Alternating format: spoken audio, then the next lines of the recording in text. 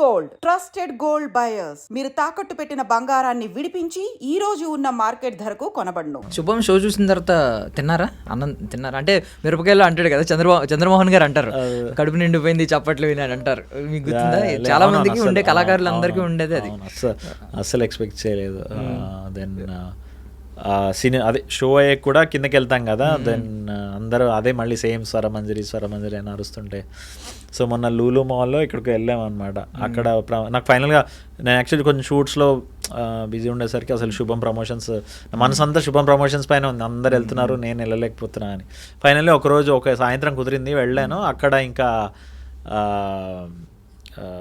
ఇంకా షో అయిపోయాగానే ఇంకా అందరం కాస్ట్ అంతా హాయ్ థ్యాంక్ యూ అని చెప్తుంటాం కదా, అప్పుడు ఇంకా ఊరు స్వరమంజరి ఆ డైలాగ్ చెప్పేవరకు వదలలేదన్నమాట ఆ రోజు. సో ఇంకా అంటే ఈ సినిమాకి సంబంధం లేదు, అంటే అఫ్కోర్స్ రెడ్డి బాబు వచ్చాడు, బట్ సినిమా బండిలో స్వరమంజరి డైలాగ్ ఇక్కడ ఈ కాంటెక్స్లో ఉండదు కదా, బట్ లేదా చెప్పాల్సిందే అది చెప్పాల్సి వచ్చింది. మంచిగా అనిపించింది. అంటే దాని లైక్ 4 years బ్యాక్ చేసిన దాన్ని కూడా ఇంకా అంత స్ట్రాంగ్గా మెమరీలో పెట్టుకొని పీపుల్ స్టిల్ ఐడెంటిఫై దాంతో అనేసరికి.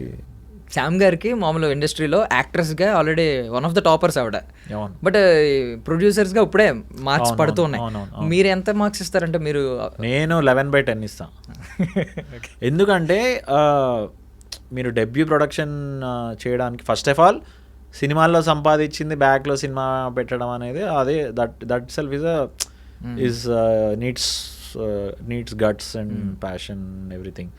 అండ్ ఓకే, అది పాయింట్ నెంబర్ 1. మళ్ళీ సెకండ్ది ఏంటంటే ఆ తీసే సినిమా ఏది ఇట్లా ఏమంటారు ఒక ప్రాపర్ ఇది గూస్ బంప్స్ ఇచ్చేసి ఇట్లా స్లో మోషన్లో అట్లాంటివి కాకుండా వెరీ సెన్సిబుల్గా ఒక మ్యాన్ అండ్ విమెన్ ఈక్వాలిటీ గురించి చాలా హ్యూమరస్గా, ఇక్కడ ఇట్లా మెసేజ్లే ఉండవు, ఇట్లా చాలా హెవీ మెసేజ్లు, ఇట్లా చాలా మెలో డ్రామాటిక్ ఏ ఉండదు, చాలా సింపుల్గా చాలా హ్యూమరస్గా డైలీ జరిగే సిచ్యువేషన్స్ కాన్వర్సేషన్స్తో ఒక equality, man and women equality గురించి చాలా బ్యూటిఫుల్గా. సో ఆ కథని నమ్మి ఇవి ఇంత ఖర్చు పెట్టి ప్రమోషన్స్కి ప్రమోషన్ ఇంత యాక్టివ్గా చేస్తున్నారంటే ఆమె కన్విక్షన్ని, ఆమె taste basically more than anything, her taste in producing ఫిలిమ్స్కి 11/10. ఓకే. సో ఇప్పుడు సీరియల్ బాధితులు ఉన్నారు, అది దాని పక్కన పెడితే ముందు మీరు ఆల్ఫా మెన్నా? ఇది ఒక ట్రెండ్ అవుతుంది కదా మీకు బాగా. ఆల్ఫా అసలు కాదు, యానిమల్ సినిమా నుంచి ఆల్ఫా సిగ్మా అనేవి బాగా ట్రెండ్ అవుతున్నాయి. నేను జస్ట్ మేల్, ఆల్ఫా కాదు, బీటా కాదు, sigma, I'm just male. Okay. So ఇప్పుడు ఆ సీరియల్ బాధితులమే మనందరం. అంటే చిన్నప్పుడు ఇంట్లో పెడితే కొన్ని మనం ఎడిక్ట్ అయిపోయినాయి ఉంటాయి, కొన్ని మనం విసుక్కున్నాయి ఉంటాయి. మీరు ఎడిక్ట్ అయిన సీరియల్ ఏదైనా ఉందా అలాగా చూసింది? నేను ఎడిక్ట్ అయిన సీరియల్ అంటే చిన్నప్పుడు ఏమీ తెలియని వయసులో రుతురాగాలని ఒకటి వచ్చేది. నాకు తెలియని కూడా తెలియదు, బట్ మా నాన్నమ్మ గారు చూసారనమాట. సో అది నడుస్తూనే ఉండే, బట్ నాకు సమో ఏం తెలియకపోయినా నచ్చేది. అది చాలా సింపుల్గా అనిపించేది. ఇప్పుడు I think that is lacking, ఆ simplicity is lacking in serials అని అనిపిస్తుంది నాకు. ఎందుకంటే ఆ టైంలో సీరియల్సే I think made more sense. చాలా సింపుల్గా ఉండేవి, ఇంత ఎఫెక్ట్ ఇట్లా తిప్పి అట్లా మంజులా నాయుడు గారు వచ్చిన తర్వాత కొంచెం పాత్ బ్రేకింగ్ చేశారు, ఇట్లా జూమ్ ఇన్ జూమ్ అవుట్ చేసేసి ఇట్లా హెవీ మేకప్ వేసేసుకొని అట్లా కాకుండా ఎంత సింపుల్గా ఉండేది రుతురాగాలు. సో అంతరంగాలు రుతురాగాలు అంతరంగాలు కూడా వచ్చేవి, బట్ రుతురాగాలు అంటే మా కేబుల్ టీవీ లేకుండే అనమాట. సో ఇది డిడిలో వచ్చేది అనుకుంటా అది రుతురాగాలు. ఆ పాట కూడా సారంగా ఒకసారి పాడండి. వాసంత సమీరంలా నులువెచ్చని గ్రీష్మంలా సారంగ సరాగంలా నవశిశిరతరంగంలా కాలం జాలం లయలం పవ్వడిలో సాగే జీవన రాగం అనువనువున ఋతురాగం. సారీ మధ్యలో చాలా తప్పాయి, బట్ నాకు చాలా ఇష్టం. మీరు 20 ఏళ్ల క్రితం గుర్తుపెట్టుకుని పాడమే అంటే తర్వాత యూట్యూబ్ లో కూడా చాలా విన్నా అది. అంటే చిన్నప్పుడు మెమరీస్ చాలా స్ట్రాంగ్ ఉంటాయండి, తర్వాత ఎందుకో ఫేడ్ అయిపోతూ ఉంటాయి. మన దాంట్లో కూడా మంచి పాట పెట్టారు కదా, పాలు తేనెల బంధం, అది జన్మ జన్మల బంధం. ఎప్పుడైనా విసుక్కున్న సిచ్యువేషన్స్ ఉన్నాయా మీ మ్యాచ్ వచ్చినప్పుడు? ఇప్పుడు 2003 వరల్డ్ కప్లో ఇలాంటి వరల్డ్ కప్లో వచ్చినప్పుడు కూడా సీరియల్ చచ్చినట్టు పెట్టాలి, మనం మార్చలేము, ఇలాంటి సిచ్యువేషన్స్? యాక్చువల్లీ మా ఇంట్లో ఎక్కువ చూసేవాడు కాదు. ఓకే, సంహో అలా నడిచిపోయింది. Okay, happy.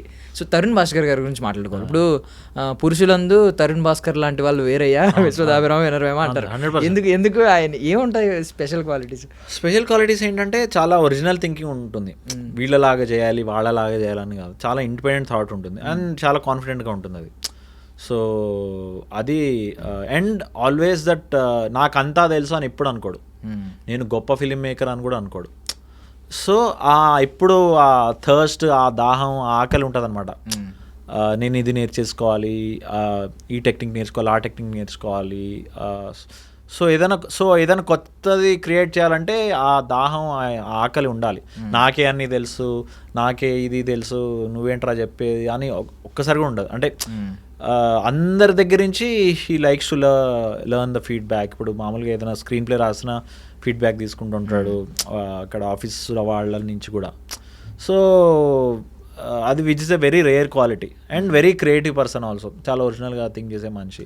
సో ఇవన్నీ, ఈ హంబుల్నెస్, ఈ క్రియేటివిటీ, ఇవన్నీ ఇది వెరీ రేర్ క్వాలిటీ. అందుకనే ఏది తీసినా చాలా ఫ్రెష్గా అనిపిస్తుంది. ఇంతకుముందు చూడలేదురా అనిపిస్తుంది, పెళ్లి చూపులు లాంటిది ఎక్కడ చూడలేదు అనిపిస్తుంది, ఈ నగరానికి వెళ్ళి చూడలేదు అనిపిస్తుంది. కీడాకోల అసలు ఆ బొమ్మ అది, అండ్ కీడాకోలాలో చూస్తే ఒక్క అమ్మాయి ఉండదు సినిమాలో. అది ఈ క్వశ్చన్ యాక్చువల్లీ అడగాలి. ఏంటంటే ఇప్పుడు ఆయన పెళ్లి చూపుల సినిమాలో చూస్తే చాలా స్ట్రాంగ్ క్యారెక్టర్ రాస్తారు. ఎగ్జాక్ట్లీ. ఇందులో ఉమెన్ లేకపోయినా ఒక బొమ్మకు కూడా చాలా స్ట్రాంగ్ వాల్యూస్ మళ్ళీ. ఎగ్జాక్ట్లీ. సో అది ఎవరు ఆలోచిస్తారు? నేనైతే ఎవరిని చూడలేదు. సో అంత అండ్ రియల్ లైఫ్లో కూడా చాలా అసలు మనకి మొహమాటం ఉన్నా మనల్ని ఫ్రీ చేసేస్తాడనమాట అలాంటి మనిషి. So industry is very lucky to have one person like Tarun Bhaskar. So మీకు కూడా సహవాస ప్రభావం పడింది అంటే ఇప్పుడు ఎలా అంటే రాజన్ డీకేతో ట్రావెల్ అయ్యారు, ఒక స్టాండర్డ్స్ అంటూ మీకు వచ్చినాయి. మీ యాక్టింగ్ కావచ్చు చాలా మంచిగా ఉంటుంది. ఐ మీన్ ఎగ్జాంపుల్ చూపించడానికి ఉంటుంది, ఒక స్టాండర్డ్స్ ఉంటాయి కదండి, అలా నీట్గా ఉంటుంది, చాలా సెటిల్డ్ యాక్టింగ్ చేస్తూ ఉంటారు. నెక్స్ట్ ఈయన విషయానికి వద్దాం. ఈయనతో ట్రావెల్ అవ్వడం కూడా చాలా క్యారెక్టర్స్ కూడా సెటిల్గా చేసుకుంటున్నారు. అంటే హరీబరీ లేదు, అమ్మో ఇన్ని నెంబర్ పడిపోవాలి, ఓకే నెక్స్ట్ ఇయర్ వస్తుందా ఒక 4-5 సినిమాలు ఫిల్మోగ్రఫీలో పడిపోవాలి అనే ఆలోచన మీకు లేనట్టు కనిపిస్తుంది. నేను అస్సలు క్యాలిక్యులేషన్స్తో వెళ్ళానండి. నేను నాకు కన్విక్షన్తో వెళ్తా, నాకు నచ్చిందా బాగుందా.